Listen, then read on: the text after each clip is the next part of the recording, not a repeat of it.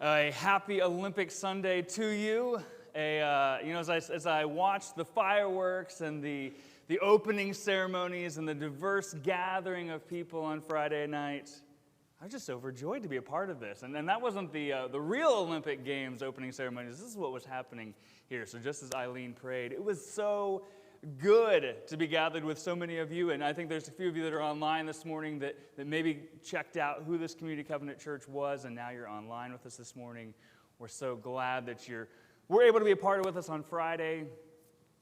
There is a certain family that is sitting in a certain row this morning that I told them they needed to sit in a different row because they were the winning family of our competition, but they said they were going to execute their winning family rights to stay in the road that they wanted to be in. So I think to the winner goes the spoils, but it was so good to just be with so many of you and to be in community, something that we've missed a lot over the last year and a half with COVID, but just to have fun throwing water balloons at each other too. So, and it's good to kick off this series, this 3-week series that we've titled The Games. And looking at these metaphors that we find in Scripture, what does it mean to live this life of following Jesus, to fully surrender our lives to Jesus? And the metaphors that are sports analogies, sports metaphors that we find throughout Scripture. This morning we're going to begin in 1 Corinthians chapter 9 and 10. And so if you've got a Bible with you this morning, I just want to encourage you to open to that passage. 1 Corinthians is found in the New Testament, just past the gospel writers of Matthew, Mark, Luke, and John. And then you might see Acts and Romans, and it'll be the first of those 2 books that have Corinthians in there. If you see Galatians, Ephesians, Philippians, or Colossians, you've gone just a little bit too far. I want to invite you to turn back a few pages. If you didn't bring a Bible with you this morning, chances are there's one in the seat next to you or behind you or in front of you. Or, again, if you need to arm wrestle, make a competition out of it, arm wrestle the person sitting next to you. But we want to be people who open the Word of God together this morning. And we're going to be in 1 Corinthians chapter 9. Now, Paul is writing this letter to this church that he helped bring about, this church that he helped to invest so much in, this church that he brought life and true spirituality to. These people who a lot of them were Jewish by birth, Jewish by their religious upbringing, but like Paul had a radical encounter with Jesus. Paul's story is very similar to a lot of those that he's writing in. Paul was a Jew by birth, Jew by upbringing, Jew by all accounts. He had it all figured out. And in fact, when Jesus shows up on the scene and these followers of Jesus are starting to share this truth, Paul goes on the offensive to shut this down. He sees who Jesus is as an affront to Judaism. But Paul has a radical encounter with Jesus. And just as we saw in our last series, the grace of God is what changes our whole trajectory. When God's grace shows up on the scene, it changes us from where we were going into a whole new span of life, a whole new way of living. And that's exactly what happened with Paul. And so Paul's writing on this abundance, this grace, this munificent joy that he has because of God's munificent grace and goodness that then he is bringing others along with. And hopefully that's a theme that you see throughout this morning, is that it's not just one person's spiritual impact. It's not just one and it ends with me, but there's a trail of God doing a work through those who will surrender and submit their lives fully to Him. So as we pick up in 1 Corinthians chapter 9, we're going to begin in verse 19. And to really bring you into the context of what Paul's been addressing here in chapters 8 is some of the ideas that these new believers were having, these issues that these new believers were having. And frankly, one of the practical things that for us is a little bit lost on, but is what do they do with meat that has been sacrificed to idols? So if you picked up in 8 and you read kind of where we were picking up this morning, it could be a little bit confusing about what is he talking about here? What is this deal with meat and what has been sacrificed to idols? Do I eat it? Do I not? What's Paul really talking about?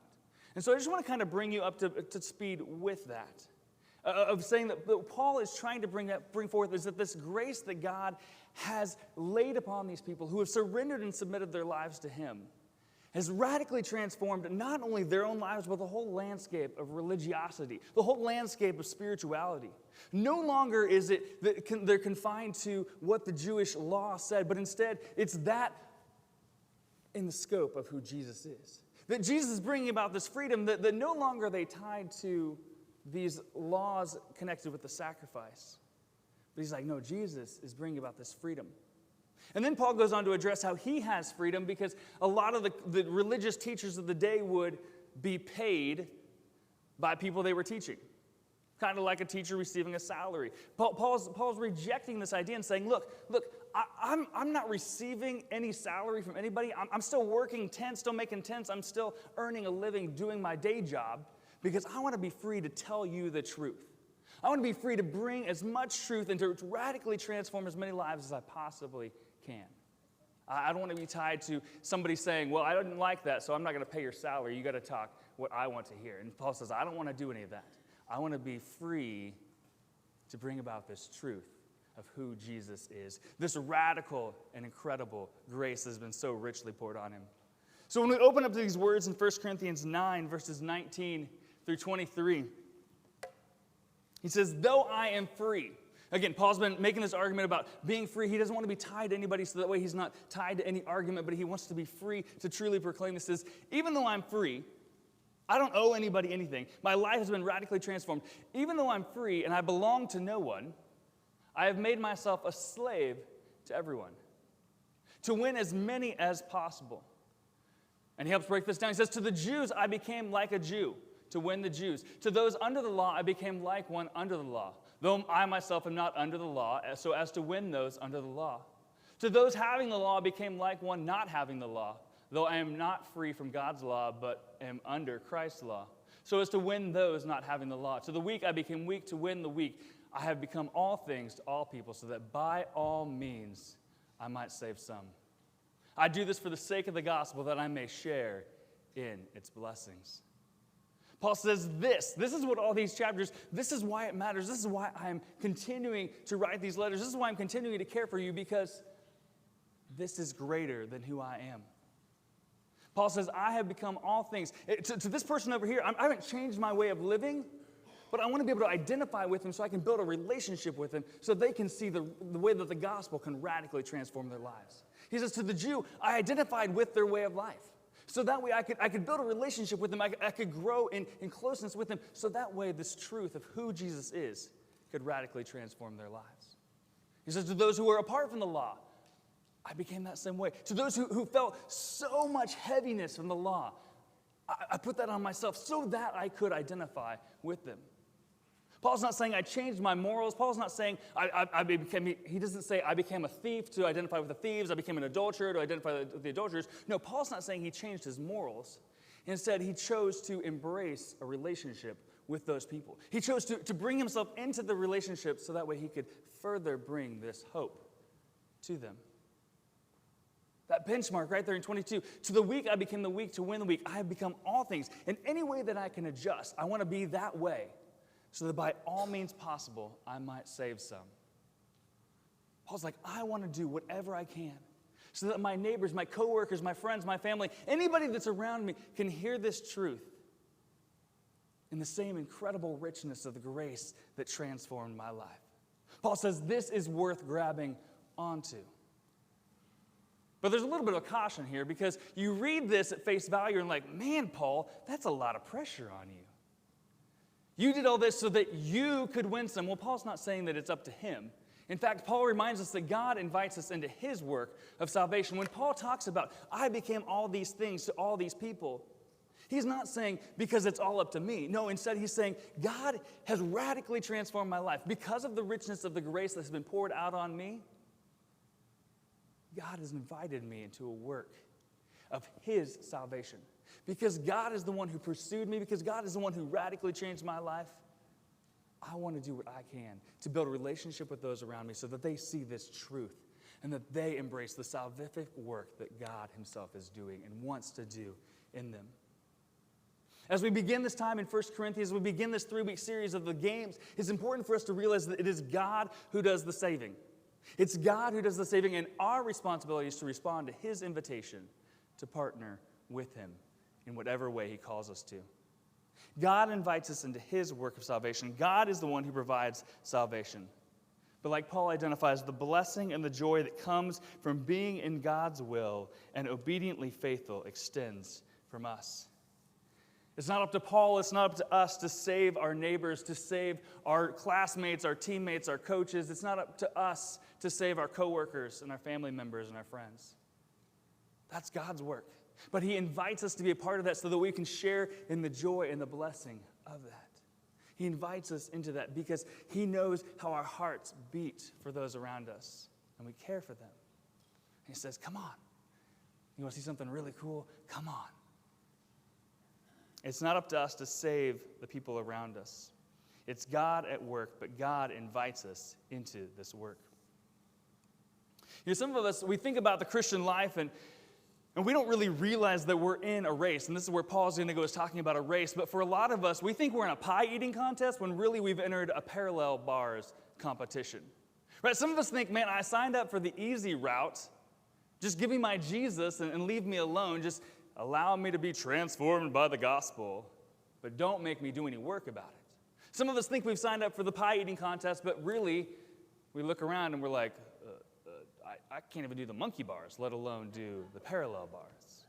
So it's important for us to realize that if Paul begins to talk here and talks about us being free, and we turn to these verses about having a race, it's important for us to realize that we are in a race.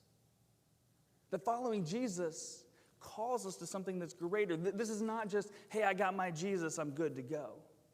But when we embrace Jesus, when we recognize that grace has radically transformed our lives, when we follow Jesus, it sets us on a trajectory for something that is far more remarkable. Paul identifies with them here in verse 24. Says, do you not know that in a race all the runners run, but only one gets the prize? He's using a metaphor here that they would have been very familiar with, and for us, it's not difficult to catch on to this. Whether you think NASCAR, whether you think the Olympics, like wherever your brain goes when you think about a race, nobody shows up to be in last place.